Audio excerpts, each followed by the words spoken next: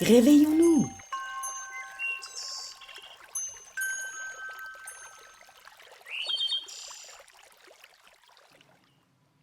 Je suis un père de famille, j'ai 2 filles, je suis diacre, donc je travaille comme on pourrait dire animateur dans l'église protestante. Et puis j'aime aussi écrire de la poésie, faire de la photo animalière.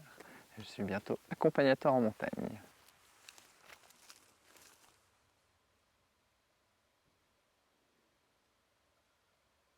Alors pour moi, la nature, c'est vraiment le lieu où je suis face à quelque chose qui me dépasse. Là, on est dans une forêt, on est entouré d'épicéas qui sont plus grands que nous, des êtres vivants qui nous dépassent. Et puis moi, la nature, ça me relie à plus grand que moi, au vivant avec un V majuscule. Et puis je trouve que c'est vraiment la plus belle des chapelles à ciel ouvert, où on peut se recueillir, se ressourcer.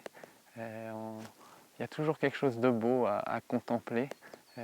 Pour moi, c'est vraiment un lieu de contemplation, mais aussi d'introspection, qui m'accompagne dans mon cheminement. À travers la nature, justement, on s'ouvre à plus grand que nous, on s'ouvre au vivant. Et puis à travers la démarche spirituelle, je crois qu'on se rend disponible à l'écoute, en quête. Et puis du coup, quand les deux se rencontrent, ça fait un beau feu d'artifice.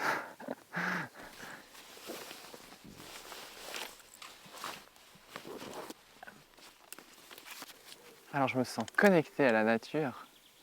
J'aime bien la parole qui dit dans la forêt il n'y a pas de wifi mais il y a une meilleure connexion.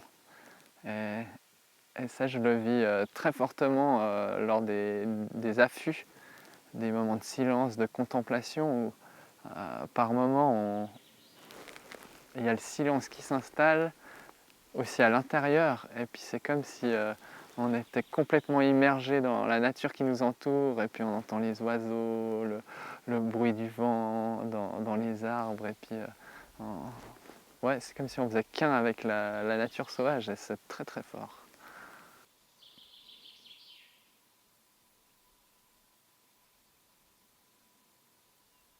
Donc c'est une école de la patience, du lâcher-prise aussi, parce que on est dans un monde où il faut contrôler les choses autour de nous, puis ça, on ne contrôle pas s'il va y avoir un animal qui passe ou pas. Et puis je trouve que c'est aussi une belle image de la quête spirituelle, parce qu'il faut y croire, il faut avoir confiance que quelque chose va passer, même si ça passe pas, ce sera peut-être pour une autre fois. Et puis c'est aussi une école du regard, de la contemplation, être attentif. Ouais, pour moi c'est ressourçant et addictif.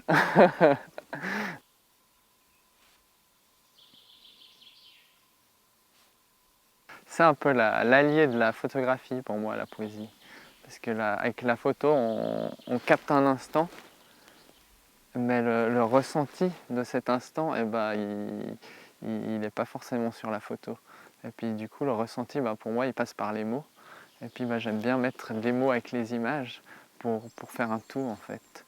Et souvent, ce que je ressens, je ne peux pas forcément le mettre en image parce que c'est quelque chose d'intérieur, d'émotionnel. Et puis ce que je vois, des fois c'est trop beau pour le mettre en texte, alors j'assemble les deux.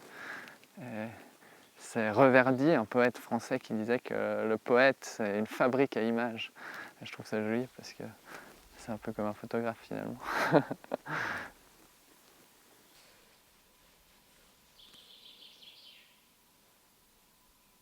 S'émerveiller, c'est regarder ce qui est autour de nous et puis se laisser toucher, émouvoir par la beauté d'un instant, par ce qui nous dépasse, ce qui est indicible. Et c'est aussi le fait de se laisser étonner, surprendre. C'est, je pense, une émotion qui est issue du monde de l'enfance. De par mes deux filles, je suis témoin de leur émerveillement à travers leur découverte, à travers leur apprentissage. Et puis pour moi, c'est quelque chose qui est précieux, qu'on a peut-être à retrouver, parce que ça nous éveille à la beauté et puis ça nous procure des belles émotions, des belles énergies. Moi j'aime bien dans la Bible, le premier verset quand on ouvre la Bible, eh ben, ça commence par Dieu. Au commencement, Dieu créa le ciel et la terre. Et puis ça met une base, comme quoi la nature a été créée pour la Bible par Dieu, on peut dire par quelque chose qui nous dépasse. Et puis après, étape par étape, cette terre elle est façonnée avec tout l'ensemble du vivant. Et à chaque étape, je trouve c'est magnifique parce que le créateur s'arrête pour contempler et pour voir que c'est bon. Et ce mot bon, eh ben, il peut aussi être traduit par beau. Le beau est bon, le bon est beau. Et puis c'est comme s'il s'émerveille de cette nature, de cette terre qu'il a créée. Et puis après, il place l'homme et la femme dans ce récit-là, dans ce jardin, en leur demandant d'en prendre soin et de le cultiver. Et puis ça, c'est quelque chose qui me touche aussi. Et le photographe Vincent Munier qui parle de sensibiliser à travers la beauté, ça me rejoint beaucoup. Parce qu'on sensibilise beaucoup avec tout ce qui est dramatique, tout ce qui fait mal au cœur, mal aux tripes. Et puis des fois, ça nous met dans des états d'angoisse, de peur. Je pense qu'on peut aussi sensibiliser à travers la beauté, l'émerveillement, parce que ça éveille des forces intérieures, des ressources. Et puis c'est une voie qui me plaît bien.